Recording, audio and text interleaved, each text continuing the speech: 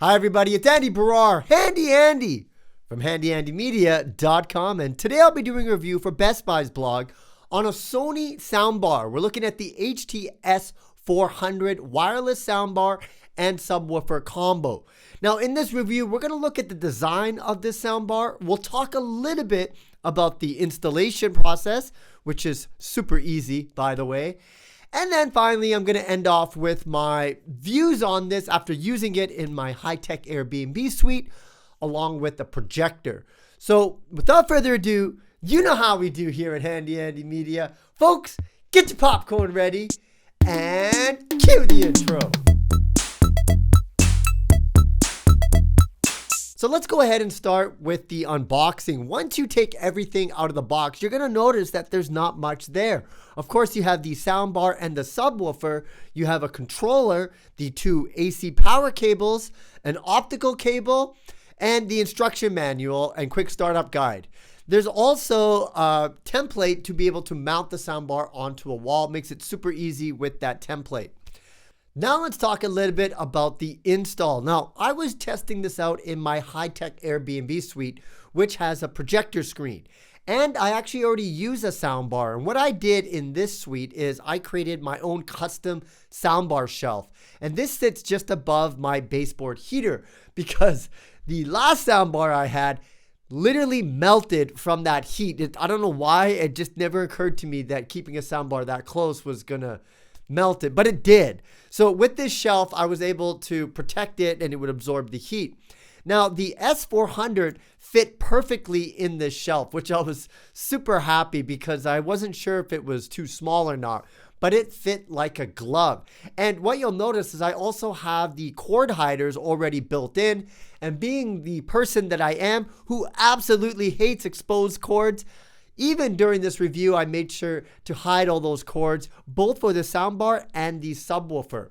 Once that was installed, you know, the world is your oyster. If you were doing this with a television, you could connect it via HDMI or the optical cable. In my case, I have this like crazy setup going on. I have this old projector and it doesn't have an audio out. So what I did is I used an HDMI splitter to split the audio signal, which then goes to a Bluetooth receiver. And then I connect the soundbar to this Bluetooth receiver that's connected to the projector. If you're still following me, basically what I'm doing is broadcasting that signal via Bluetooth to the soundbar. And I have to admit, I was a little worried with this setup if there was going to be any latency. But when I was watching movies and I'm watching people's mouths and the dialogue, it was pretty close. Like you would really have to study someone's mouth to see any kind of delay. So I don't think most people will notice it. After that, to get it up with the Bluetooth receiver was super easy. It actually shows the Bluetooth receiver connection right on the front screen of the soundbar.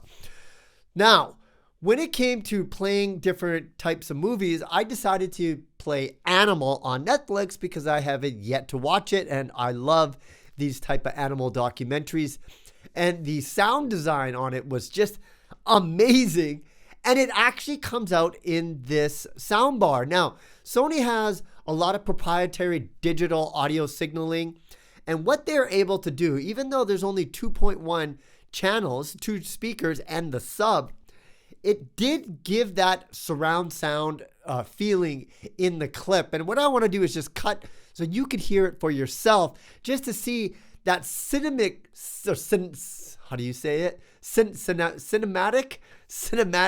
experience from the audio side. So I'm going to go ahead and cut to this clip so you can hear it now.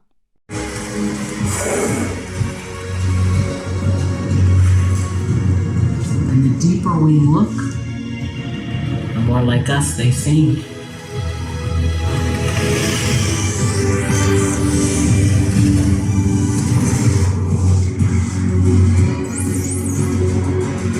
When I compare it to the other soundbar I had, which was a replacement for the other one that I had that melted, I can tell you this is a big difference because I'm used to using that old cheap soundbar that I have. But this one, it made me feel like I was in a cinema. The surround sound was very, very impressive, and it's only doing it with the 2.1 speakers, but it feels like it's coming from all directions.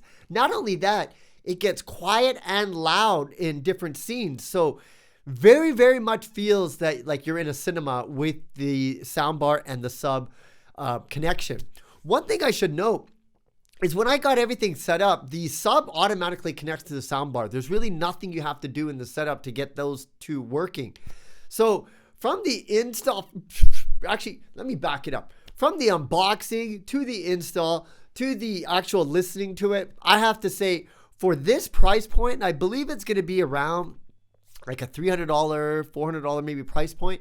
That mid-range price point, for the sound that you're getting, it was extraordinary. And you know, I studied sound engineering back in the day, so I'm kind of an audiophile. I really understand how important sound is for listening to, for like movies and TV shows.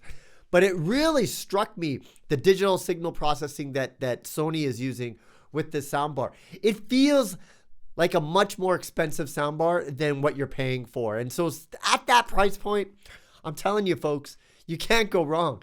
Now, I'm the type of person that always tries to find something that I don't like about a product, but I have to admit, everything from the controller to the setup to just the whole wireless experience with this soundbar, I'm having a tough time finding a con for it. I actually was sad that I had to take everything apart and put it back in the box after the review because I had it sitting so nicely and it sounded so good with the projector. And this was just in the daytime and my projector screen's kind of fading the bulb so it doesn't go as bright. I wanted to keep it installed and watch some movies at night. But I can tell you right now, if you're looking for that cinematic experience, you're going to be very, very impressed with this soundbar. Anyways, folks, I hope you enjoyed this review of the Sony S400 Soundbar subwoofer combo.